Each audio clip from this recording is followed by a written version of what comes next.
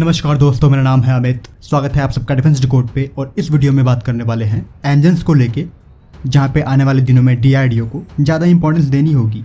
Specially बात करेंगे Kaveri engine को लेके, क्योंकि दूसरी तरफ भारत ऑलरेडी जो कई सारे फाइटर जेट प्रोग्राम हैं वो परस्यू करने जा रहा है, चाहे वो LCA का MK1A वेरिएंट हो, MK2 वेरिएंट हो, अब TEDBF हो, ORCA हो, AMCA हो। तो इस तरह के बहुत सारे जो प्रोजेक्ट हैं वो लाइंड अप हैं। और इन सभी जेट के इंजन को मिलाते हुए कुछ स्पेयर इंजन ऐड भी कर दोगे, तब जो आपकी रिक्वायरमेंट है वो आने वाले 10 से 12 सालों में 1200 से ऊपर इंजन की है। इस टॉपिक पे मैं पहले भी कई बार बात कर चुका हूँ। तो इंजन के इतने ह्यूज नंबर को देखते हुए कहीं ना कहीं आवश्यकता ये है कि भारत को एक अपना ही जो जेट इंजन है वो डेवलप करना चाहिए। और अभी फिलहाल इस पे कहीं भी कोई भी वार्ता नहीं हो रही है। हाल ही में एक इंटरव्यू के दरमियान फॉर्मर नेवी एडमिरल अरुण प्रकाश का ये मानना है कि किसी भी हालत में भारत को कावेरी इंजन की तरफ बढ़ना चाहिए, स्पेशली डीआरडीओ को। और इस प्रोजेक्ट को लेके क्या स्टेटस है वो उनको भी नहीं पता है कि डीआरडीओ ने इसको स्क्रैप कर दिया है या नहीं, और किया है तो किसके कहने पे किया है और क्यों किया है। क्योंकि एडमिरल प्रकाश का ऐसा मानना है किसी भी कीमत पे भारत को ये कावेरी इंजन को रिवाइव करना चाहिए था, भले ही इसके कोर को रिप्लेस करना पड़े या फिर जो पैसे का इन्वॉल्वमेंट है वो कितना ही क्यों ना हो। तो यहाँ पे डीआरडीओ को वो इन्वेस्ट करके जो भी हमारे MK1A वेरिएंट है उनके लिए इंजन्स डेवलप करने चाहिए थे, या फिर डीआरडीओ को अपने आप को एक चांस देना चाहिए था और कावेरी के ही Mark 1 Mark 2 वेरिएंट डेवलप करने चाहिए थे इम्प्रूवमेंट्स करके। तो जैसा कि कावेरी को लेके हम में से बहुत लोग ये जानते हैं, इसका जो रिवाइवल था उस पर वर्क करने के बाद साफरान ने इसको एक लिमिटेड फ्लाइंग सर्टिफिकेशन दिया हुआ था। मतलब इस इंजन को एक लिमिटेड ऑल्टीट्यूड तक फ्लाई किया जा सकता है एक लिमिटेड आवर के लिए। तो इस लिमिटेड फ्लाइट इन्वेलप के लिए ये सर्टिफाइड था। उसके बाद जो इसका इंटीग्रेशन है वो तेजस पे किया जाना था, जो कि कहीं ना कहीं नहीं किया गया। और हो सकता है उसके पीछे ये फियर हो कि अगर इंटीग्रेशन होता है और मिस हैपनिंग हो जाती है तो वहाँ पे हमारे जो LCA जेट हैं उनका नुकसान हो जाएगा। तो इस चीज़ को लेके ये मेरा पॉइंट ऑफ व्यू है।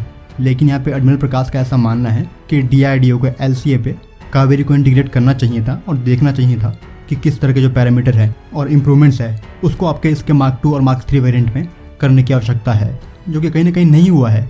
और इस प्रोजेक्ट को लेकर सब ने एक चुप्पी सी साध ली है।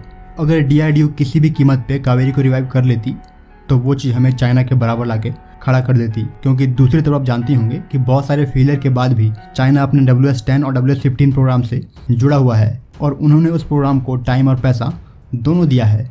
तो यहाँ पे इस जेट इंजन के प्रोग्राम के मुद्दे को एक हाई लेवल पे उठाने की ज़रूरत है, क्योंकि जो आपकी रिक्वायरमेंट है वो ऑल अराउंड 1500 इंजन्स की है, जो कि काफ़ी बड़ी रिक्वायरमेंट है।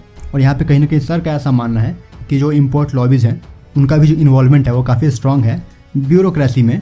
मतलब कोई भी कमेटी बनाई जाती है तो उस कमेटी को पास होने के लिए जो ब्यूरोक्रेट्स हैं जिनके ऊपर जो लॉबिस्ट का साया है वो कहीं ना कहीं स्ट्रॉन्ग दिखाई पड़ता है, और वो उस पर्टिकुलर कमेटी को स्थगित कर देते हैं या फिर आगे नहीं बढ़ने देते हैं, जिससे कि मैं भी इत्तेफाक रखता हूँ। सो यहाँ पे इंजन के डेवलपमेंट को एक हायर लेवल मीटिंग में विवेचना की आवश्यकता है, क्योंकि आपके जो भी प्रोग्राम हैं, चाहे वो नेक्स्ट जनरेशन फाइटर के हो, AMCA के हो, CS के Mark 2 वेरिएंट हो, TEDBF के ORCA हो, तो इन सभी में जो आपने इंजन प्लान किया है वो US के इंजन है। मतलब US कंपनी GE के इंजन है, जो कि आपके कहीं ना कहीं जो डिपेंडेंसी है वो US के ऊपर बढ़ाती है। और ये चीज़ आने वाले दिनों के लिए मेरी नज़र में सही नहीं होगा अगर आप देखते हो मेंटेनेंस और ओवरहॉलिंग पार्ट को। तो यहाँ पे सब कुछ छोड़ के भारत को अभी फ़िलहाल जो इंजन्स हैं उन पे कॉन्सेंट्रेट करने की आवश्यकता है। अगर इंजन्स की बात कर ही रहे हैं तो कुछ और इंजन को ले आते हैं यहाँ पे, जैसे कि आपके हो गए प्राइम मूवर्स में जो डीजल इंजन है वो डेवलप करने की आवश्यकता है भारत को।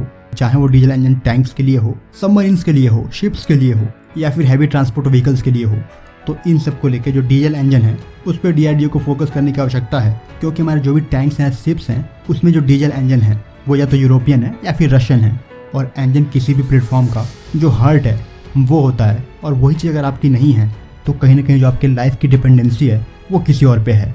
तो आने वाले समय में इस पे काम करने की या तवज्जो देने की आवश्यकता है। हालांकि टैंक्स के इंजन के लिए डीआरडीओ ऑलरेडी कह चुकी है कि अगर उनके टैंक का एक बड़ा ऑर्डर मिलता है तो वो एक इंडिजिनस इंजन बना के देने में सक्षम है। दूसरी तरफ जहाँ पे बात है शिप के इंजन की, तो हमारे जो भी शिप्स हैं उनमें मेजरली जो यूक्रेनियन इंजन हैं वो लगे हुए हैं, जो कि कहीं ना कहीं इसके ओवरहॉलिंग और मेंटेनेंस को डिपेंडेंट बनाते हैं उस फैक्ट्री पे। सो इस चीज़ पे भी काम करने की आवश्यकता है। इंजन की बात कर ही रहे हैं तो हमें आवश्यकता है और एडवांस UAV के इंजन बनाने को लेके, क्योंकि UAV ऐसा डोमेन है जो कि आने वाले दिनों में बढ़ चढ़ के प्रचलन में आने वाला है। तो यहाँ पे UAV सेक्टर में जो की कंपोनेंट होने वाला है वो इसके इंजन होंगे, जिस पे भारत को काम करने की आवश्यकता है।